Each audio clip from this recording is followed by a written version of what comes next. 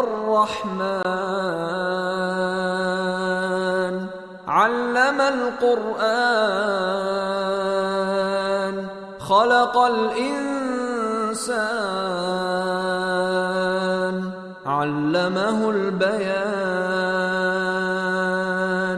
الشمس والقمر بحسبان والنجم والشجر يسجدان والسماء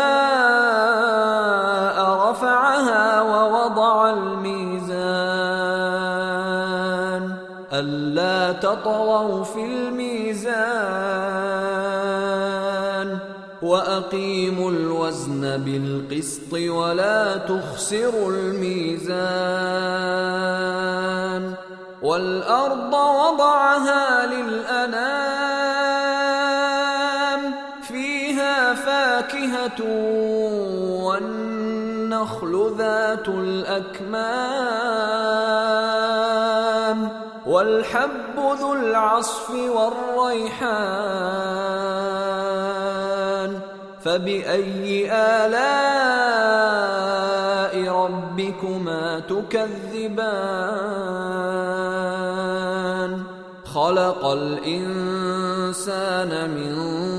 صلصال كالفخار وخلق الجان من مارج من نار فبأي آلاء ربكما تكذبان رب المشرقين ورب المغربين فبأي آلاء ربكما تكذبان مرج البحرين يلتقيان بينهما برزخ لا يبغيان فبأي آلاء ربكما تكذبان يخرج منهما اللؤلؤ والمرجان فبأي آلاء ربكما تكذبان وله الجوار المنشآت